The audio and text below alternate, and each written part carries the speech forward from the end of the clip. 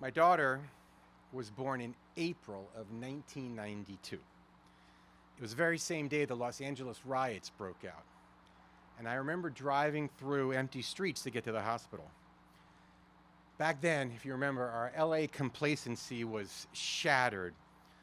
We realized the serious problem that our city had with individualized and systemic racism. And following the riots, you may also remember there were many gatherings of Jews and blacks to have heart-to-heart conversations to reach some greater level of understanding. At CSUN Hillel, Rabbi Jerry Goldstein held a gathering of students. And he wrote an article for the Jewish Journal, and he captured the words of an African American as she was in attendance at one of those gatherings.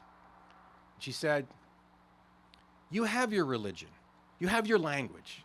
You are still, after all this time, fluent in your language. You have your identity." And as she spoke, the tears started to come down her face. We don't have our names. We don't have our religion. We don't know our ancestors. We don't have our languages. They took it all away from us. We're trying to find it, but I don't know if we'll ever find it in my lifetime. And by the time she finished, she was sobbing. I've held on to that story as I try to understand the African American experience in this country. The experience of enslavement, of emancipation, of racism, of poverty, and the capacity of so many to succeed despite those encumbrances, as well as that continual and generational burden that's borne by so many, one that mitigates against success all too often. So let me challenge you to engage in some deep empathy as I invite you to imagine a journey as a Black American on a trip across this country, journeying in search of the history that woman those 30 years ago at CSUN Hillel lamented as having been taken from her. It's a checkered path, one that reveals many good people working hard to surface and document and share the history of African Americans, and unfortunately, many places where the truth of that history is not only suppressed, but wholly misrepresented. So as we drive through this great country, we'll pass 13 high schools in Alabama and Texas and Virginia and South Carolina and in Georgia that only until recently bore the name of the Confederate general that led the insurrection against the democratically elected president of this country and against the Capitol. His name, of course, was Robert E. Lee.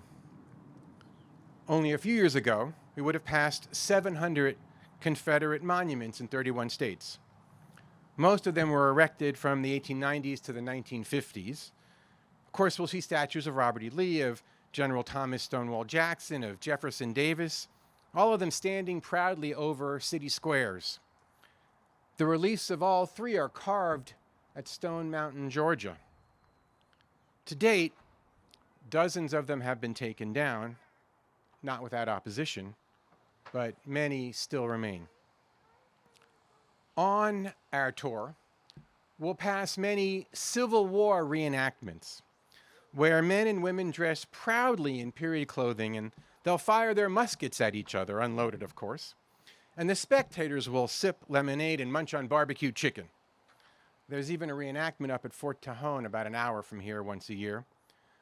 But missing from those nostalgia-filled festivals is a retrospective of American history that misses the cruel story of the institution of slavery that was at the core of our national divide. Maybe we'll visit the Magnolia Plantation in South Carolina. We'll be greeted by docents dressed in 19th century clothing. According to their website, it's a great place to have a wedding or some other celebration. This on the grounds where people were violently abused and exploited for decades. It's only recently that they added a tour, living history through the eyes of the enslaved. Unfortunately, many other beautifully preserved plantations gloss over the details of the murderous economy that allowed them to flourish. And on our drive, we'll also see hundreds of Confederate battle flags flying proudly from the beds of pickup trucks or in the front of homes from their porches. That same symbol has been modified in some form, and it flies over the capitals of 4 of our states. Mississippi recently decided to change their flag. But it's important to recognize that that Confederate battle flag for African Americans is a painful symbol of a horrific past. What must it be like for American blacks to take this journey today? So many places that preserve a fantasy of America where the saga of black people is only partially represented, or at worst, erased and denied. Now, in truth, and importantly over the past few decades, America has come a long way in confronting its slave-owning past. There are more and more museums to African American history that reveal both the triumphs, the black American heroes, and they also tell the painful story of the hundreds of years of slavery that preceded the Civil War and of the difficult slog to equality and justice that continues even today.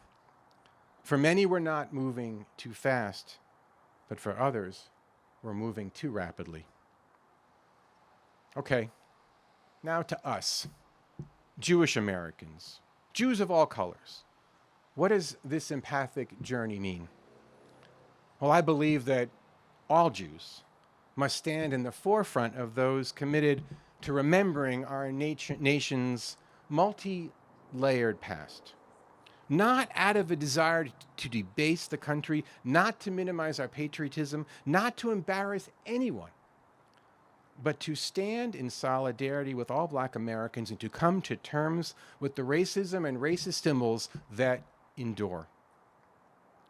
Finally, this Monday, America will observe the second national recognition of Juneteenth, a day devoted to celebrating the emancipation of all of America's black slaves.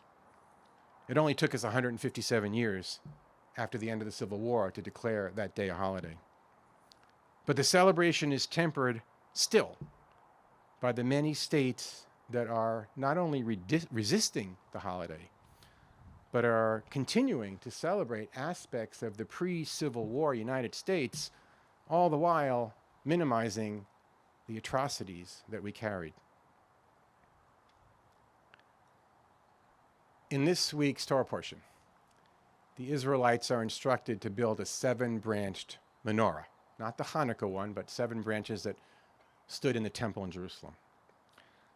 Centuries of commentators have discerned deeper meaning for that symbol, and one ancient rabbinic commentary said, "As I shined a light on Israel," that is, chose Israel, "making them conspicuous among the nations, let them shine a light on me."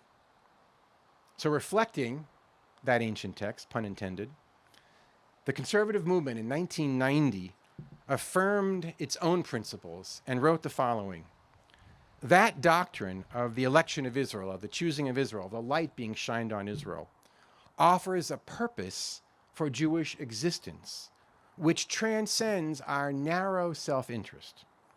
It obligates us to build a just and compassionate society throughout the world."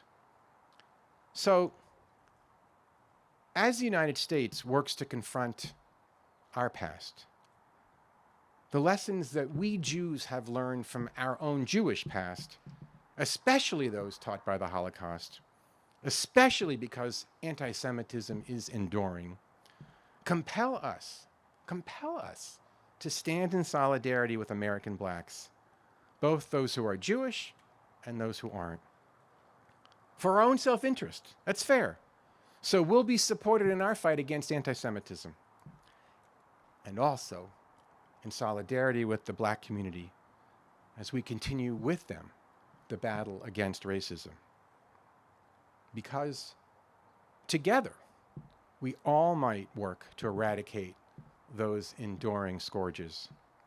Because together, we will all learn history's lessons. Because together, we can elevate our collective future. And then, as a nation, collectively, with humility, with honesty, and with national pride, we can strengthen our collective commitment to freedom, to equality, and to dignity for all of our citizens. Amen.